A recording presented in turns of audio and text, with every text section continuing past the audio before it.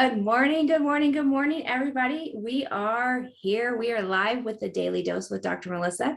And today I have a special guest with me. My dear friend Marla Koupal is with me today. And so welcome, Marla. Welcome. Thank you for having me. Yeah, Absolutely. love Wednesdays. Love Wednesdays. Absolutely.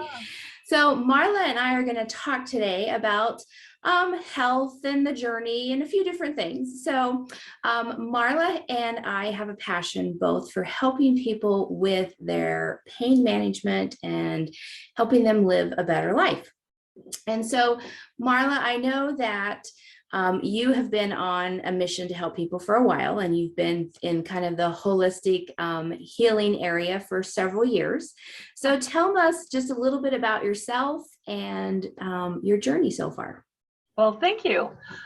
Yeah, my journey actually started, it's not quite 40 years, but about 37 years ago, when I actually burned out running my own business. And it took me a year to nurture myself, and I found a great way to do that and come back out and make new choices as to what I was going to do. So I learned early on that I was an adrenaline junkie. I mean, only when I hit crises did I recognize that, and it took a while. So I used a lot of natural processes to bring my body and my mind back into balance. And then at 42, I had my first child. So as all of us as women know, we throw ourselves into another tizzy. And so it's been a journey to always remain drug-free. Now, don't ask me how I chose to get here. It's been an instinctive part of my nature, because even I, a child of the 60s, I just avoided all that stuff. My intuition always said, don't go there. And I had no desire, no drive. So I'm not being righteous. I'm just saying that I'm really appreciating my body because it gives me good information. Sometimes you don't know it's good information until it's hindsight, but it's always made me investigate more because I have burned out. I have hit the wall. And it's like, well, I have no desire to go there again. My last wall that I will hit is my exit day. And as far as I'm concerned, that could be when I'm 120. So I'm going to make it good until then. Exactly. Awesome. I love that. And I love your vitality, which you're actually the vitality mentor. So you bring forth so much energy and vitality to everything that you do. I think that's just amazing. And you show us that it doesn't matter the age of yourself, as long as you can, you're still supporting yourself. So I think that the vitality that you bring to life is just wonderful. Thank you. And for those who don't know, I'll be 73 in 2 months. So it's like, and I just like what I do. And if I can't keep this active, I don't know. I actually had a couple of head injuries in 2012. And everybody said, well, you didn't concuss, meaning pass out. Therefore, you don't have a need. Well, I was a highly performing training professional inside a corporation, and you could have, when anybody's learning, they get stressed, right?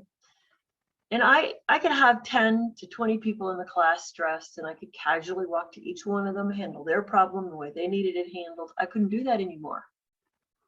That it's not grace so much, it was just you knew it was needed because they had to learn this job, and they all had high expectations of themselves, so they would get stressed with themselves, not me. And you're always taking people out of that stress level. Well, I realized that I was struggling really, really hard myself to stay out of there because I wasn't high functioning anymore. And so that's why I resigned. And I actually went, I found someone to help me with low energy neurofeedback, but I got trained in it and had a supervisor, but was a practitioner for 3 years in low energy neurofeedback. So I really got fascinated with what we don't see as a solution, because not enough people are tuned into what this has going on for us. This is the power. This is how you get to be a superhero. It's just like, and every day I learn something new, and it's just fascinating. Exactly. Well, and I think that there's, I'm not going to quote the right statistic, but on average, we only use, well, I know it's less than 0.5%. I think it's less than 25% of our brain, most of us, because we're not stimulating all of it. And so when we're able to stimulate it, and that's great, being able to stimulate your mind and your brain and learn something new every day is one piece that helps keep your mind going, help keep you young and sharp. I mean, Right. there's all kinds of, I mean, nowadays there's all these apps that have come out with brain games and things to, stimulate your memory and your mind. You need to match things and things. And I think back and I'm like, I did these things as a kid. They were in puzzles, so it wasn't on an app, but we were doing those things. And if we lose that, then we're putting our brain to sleep, and that's not good. Right. And there used to be this old myth out there that you only use 1% of your brain. And that was doctors who really hadn't had enough time to investigate and to see what was going on. Everybody assumed this jelly mass that we have inside this cranial box did nothing. And if anybody really looked at this mass, the job of this brain mass is to produce trillions of electrical messages on a moment by moment basis. Trillions. And so how do we so when we are having troubles, it's because we've disrupted the electricity up here. We've disrupted those signals. And so how do you disrupt? Well, if you hit your head when you're in a car accident and the brain matter sloshes to the back of your head, you now have 2 points of injury. And each produces a different result, but it disrupts the electrical circuitry. So it dysregulates the body. And that's why people find themselves falling more after an accident, or they find themselves like they're in the middle of a sentence and they can't finish the sentence. And I've had a few surgeries. I've had hip and knee replacement. But I'm just tuned in. I just watch. And it would always be 4 days. I would drink alkaline water. I would come out. I would tell the docs I'm not taking any after surgery painkillers because I watch everybody get sick and I get sick on drugs. So it's like, there's another reason to not do it. And so I told him, when I'm in the hospital, my husband knows, he brings me a gallon of alkaline water a day. And I'm flushing from the minute I get out of surgery. And when the nurses keep coming in and you say, "You sure you don't want anything?" I said, "I am sure." I said, "I will throw up on you if I take that medication. Which do you prefer?" Just give me a little Tylenol and I'll be fine. And I am. And then after I leave the hospital, I don't even take Tylenol after that. I have made a choice that I'm going to manage this. And the pain is all up in what we think it's supposed to be. And the docs, and no offense, because there are some people that have high pain levels, but really sometimes the worst pain was probably when you were under in surgery. The rest is either scar tissue that has to be moved or skin that's just healing and itchy. When you really think about it, the pain was before the surgery. The surgery was designed to take away the pain. So now, assume that the pain is gone.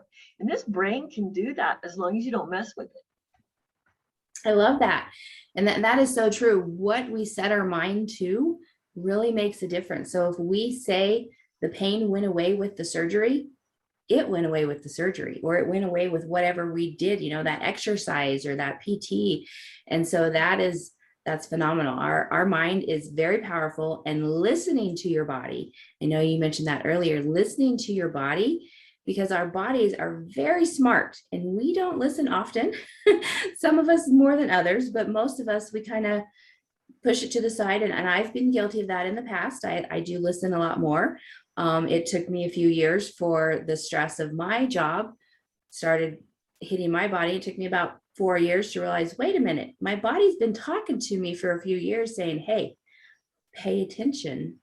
And so listen to your body because it's very smart.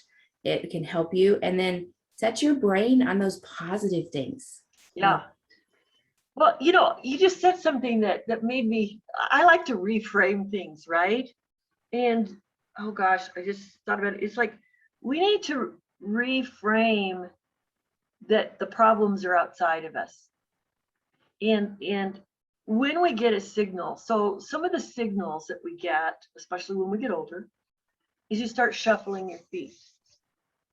You don't pick your feet up, you fall more. And a lot of people just assume that happens with age. No, it just means the gyroscope up here is off and it's time to get curious about the body. And a pill, and this is Marla isms. I'm not a doctor, so I'm just going to say this. But what I've discovered, the more I talk to people, as people get more and more dosages or a higher dosage, that the pill in many cases is designed to lie to the brain to tell it that it does not feel that pain. And when the breakthrough of pain comes again, you might get a higher dose of the medication, but the medication's job is to still say, I still got to keep lying to this person. I got to keep lying to this person.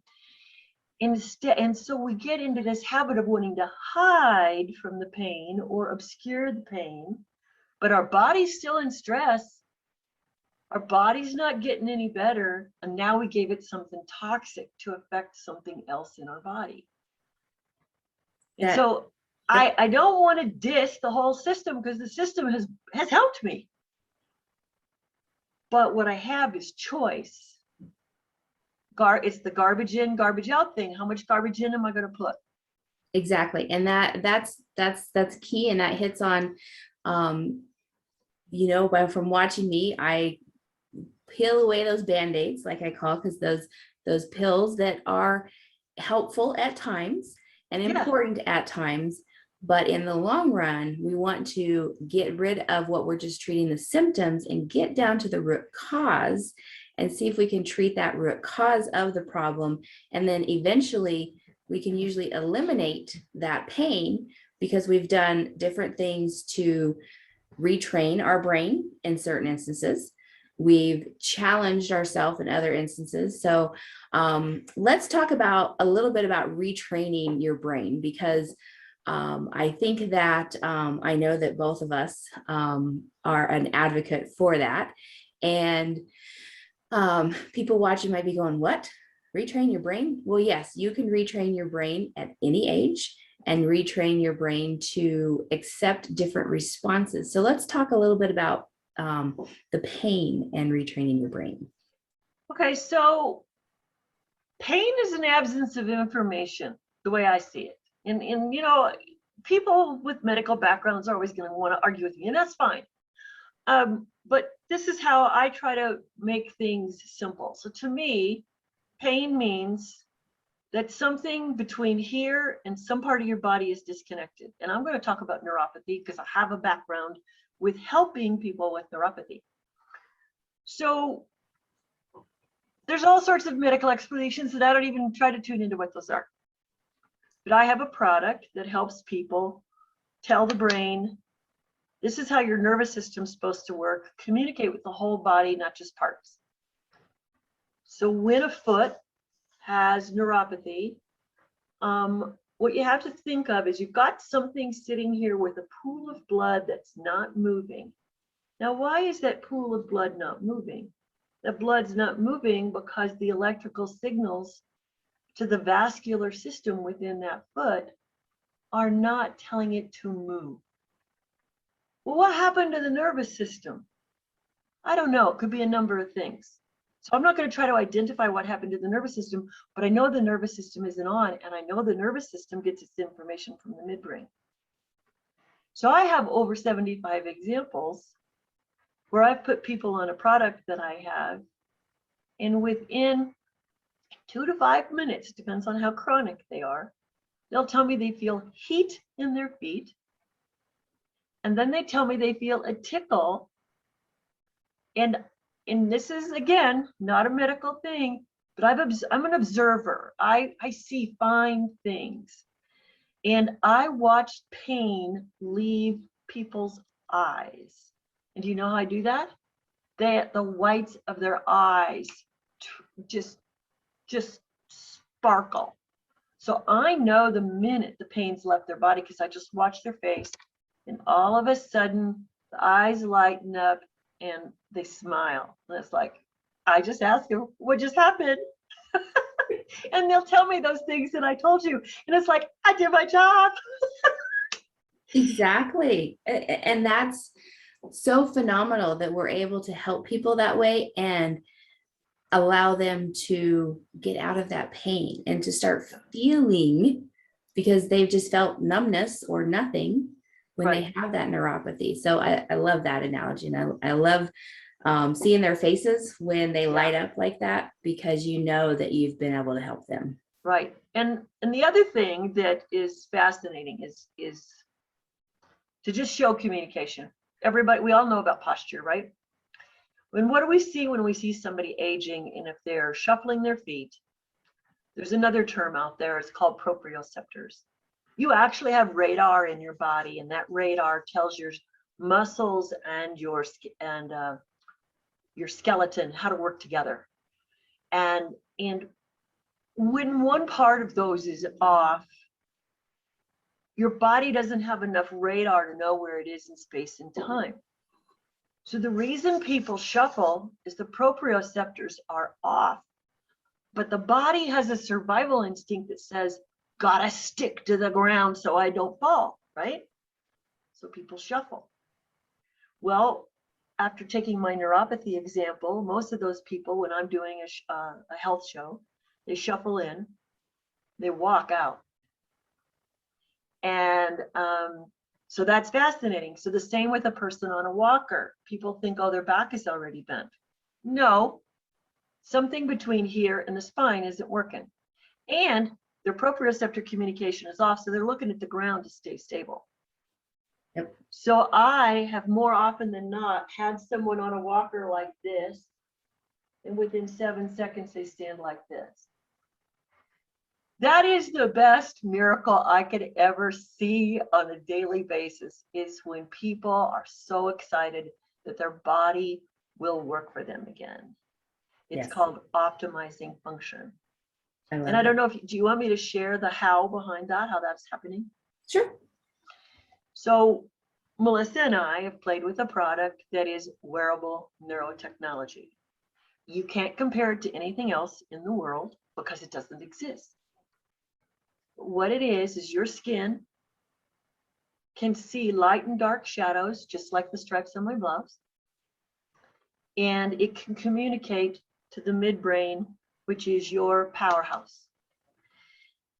So actually this pattern is woven into a sock or an insole or a patch.